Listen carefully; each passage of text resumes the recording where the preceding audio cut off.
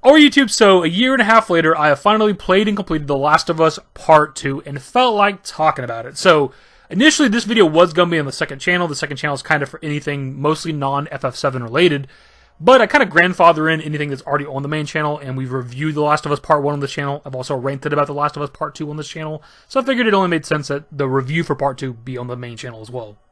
Also, before we hop into it, my plan was to record gameplay in a couple different sections of the game just to kind of switch it up so it's not the same area the whole time. But when I went into chapter select and chose Seattle Day 1 after recording this little bit of gameplay with Ellie, I went back to the main menu and I can only do Jackson and Seattle Day 1. I don't know what I did, if I messed something up. That's just how the game is. I can't go beyond like the first two chapters of the game, and I don't know why.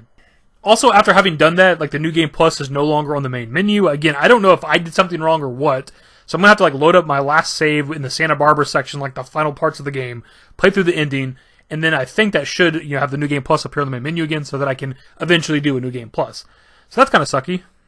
So before we get into like the actual review, the good and the bad of the game, my overall thoughts, I enjoyed my experience, dude. When I ranted about the game a year and a half ago, I said that I didn't want to give them my $60 because of some stuff that happens in the game, which we'll get into.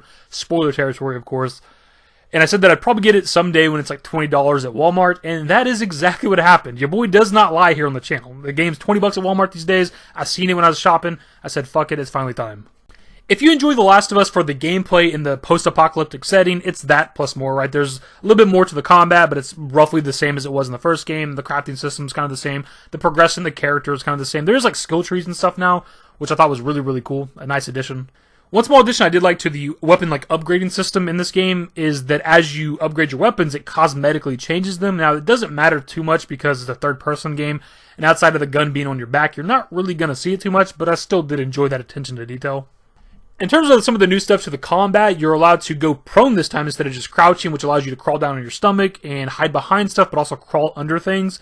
And I did not use this that much until the later parts of the game. Probably the last third or so of the game is when I really started going prone a lot more. Though I didn't really use it that much, it's actually kind of a big part of the combat sections of the game, because a lot of times I would kill all the enemies in an area, and then obviously I'd come back and try to loot up everything before I progress forward.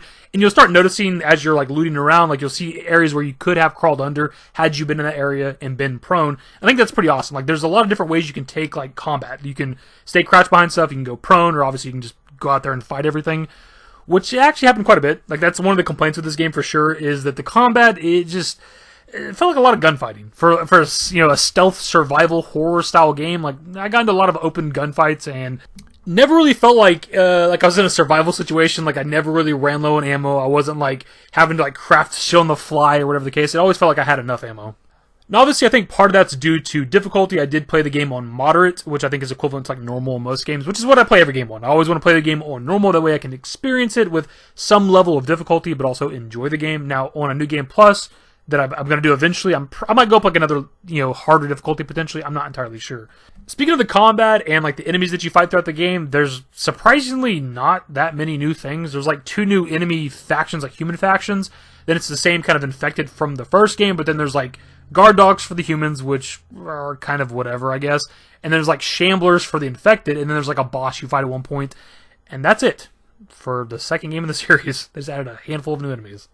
The dogs weren't even that big of an addition for the humans. Once you figure out how to fight them, they're kind of nothing. You just stealth kill their owner, the person they're walking with, and then you kill them stealthily, of course, and that's all. That's how you take care of them. Boom, you're done. Congratulations, that's the new human stuff.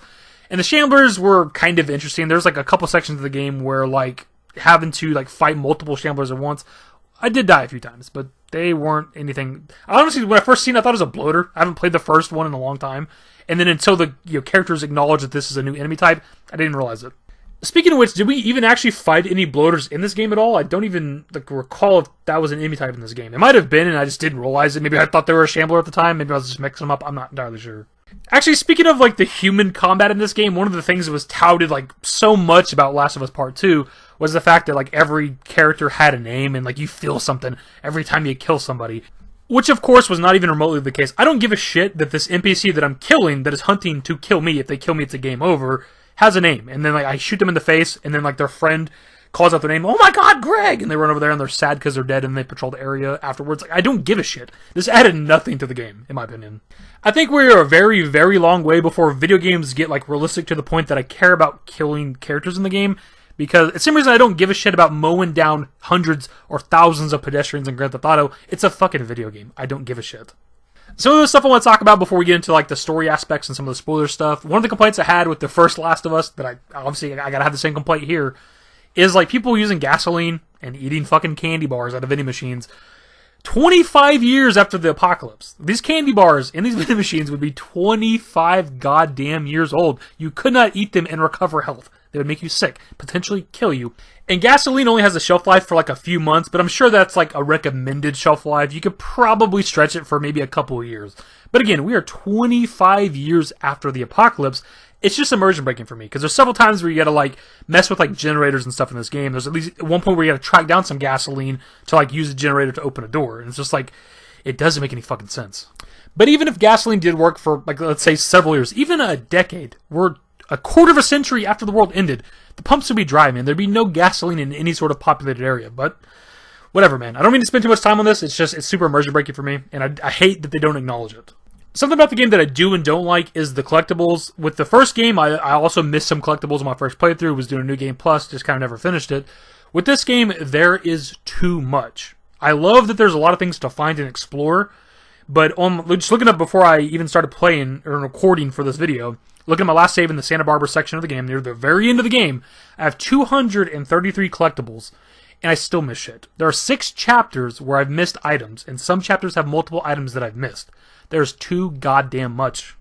Now again, I do like that there's a lot to explore and find, and this game does offer some decent sized areas, especially compared to The Last of Us Part 1, but it's still a relatively linear game. It's not like Final Fantasy VII Remake linear, but it's still, for the most part, you kind of just have to always walk forward at certain points. I don't know how they crammed so many collectibles in this motherfucker, because I didn't realize I found over 200. I didn't even know there was more than 200 in this game. Like, I was stupefied to find out that I had 233 collectibles and was still missing shit. I don't mind doing like a new game plus in order to like max out weapons and max out characters, but I didn't want to have to like look around for items, and now I'm gonna have to like pull up guides because I don't know how I missed anything. I explored the fuck out of every area. That's why it took me so long to finish this game.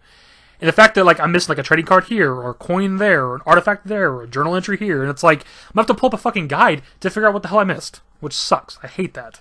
If it makes any sense, because, you know, I know how to play the game now and I know what's going to happen in the story, I really wanted to, like, enjoy that second playthrough where I can just kind of blaze through it, got maxed out characters and weapons and stuff, but now there's, like, an objective to my new game plus, and that is not what I want.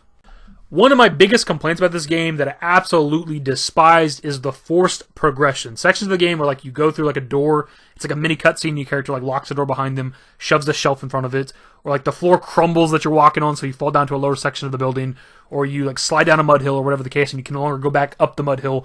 Like, those sections of the game absolutely pissed me off, because there's several times where I had to reload, like, from, like, a previous manual save, like a checkpoint, or whatever the case, because I hadn't finished looting the area, but I accidentally progressed when I didn't mean to. And there's at least one time in the game where I hadn't saved for like an hour or more. And that's on me, of course, as the player. It's my fault for not manually saving.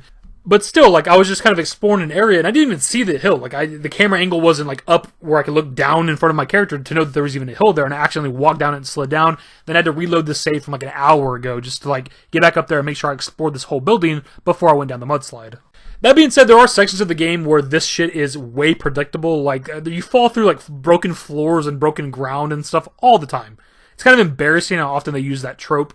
There's so many times throughout the game where, like, I'm walking forward and I'm just like, okay, just judging by what's in front of me, like, the ground's gonna crumble. And it absolutely did almost every time I thought that. Like, you'd be going through, like, a building and the characters would be talking about how you're about to get out to your next objective, and it's like, I've only been in this area or this building for, like, a minute or two. There's, like, no way I'm done already. They're gonna, like, make me fall through a floor, which would happen. And then, of course, when you fall through the floor, you fall into an area full of infected. It's, like, so goddamn predictable. One of the complaints I've seen with a lot of different reviews is the fact that you're in Seattle for most of the game, which I don't understand, because I thought Seattle was fantastic. It's raining a lot of the game, but I love rainy weather in video games, but also in real life, so I didn't mind that. Plus, the overgrown green everywhere, I thought it looked beautiful, dude. Like, this is such a beautiful post-apocalyptic game. I think we might have covered, like, the basics here, my dudes, without getting into, like, the spoiler territory and talking about the story. For some reason, Watch Dogs Legion was updating in the background when I was recording. Didn't realize that. I think overall, with this game, from the story, the setting, the gameplay, the visuals, I think it's good to great. Even though I have my complaints with the story, which we're about to get into, and some of my complaints with the gameplay, I think I overall enjoyed my experience. I don't know that I would have enjoyed it as much if it was a $60 purchase, but for $20, I absolutely enjoyed it.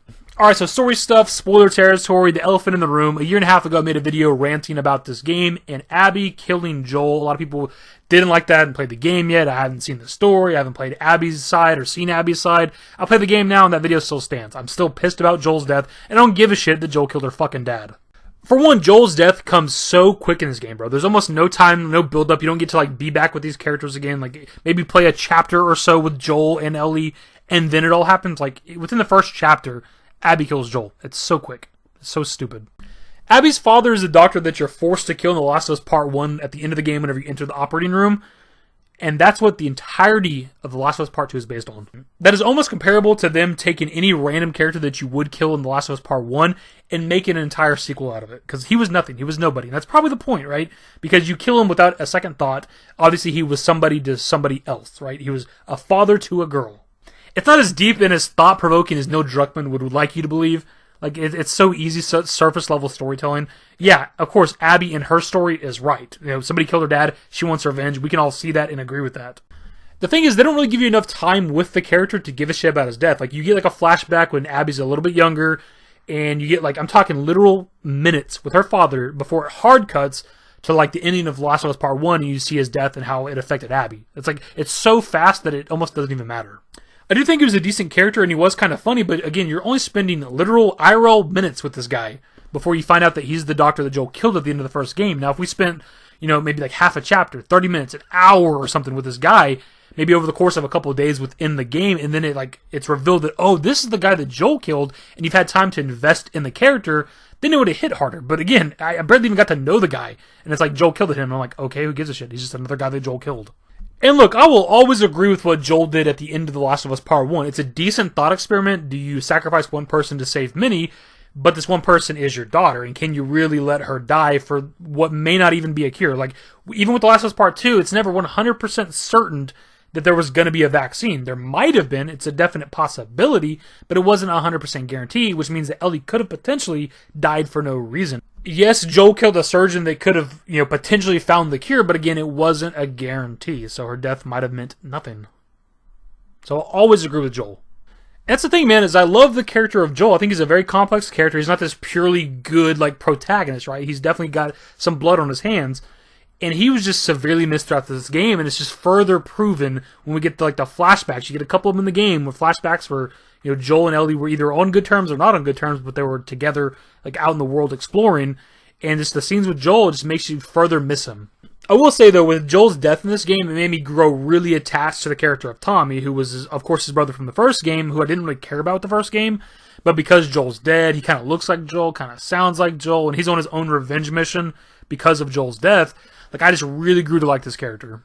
And at the most basic level, all this game is a massive revenge story. Abby wanted revenge for her father's death. Now Tommy and Ellie want revenge for Joel's death, and then along the way, they kill some of Abby's people, so now Abby wants revenge for her friend's death. That's all this game is.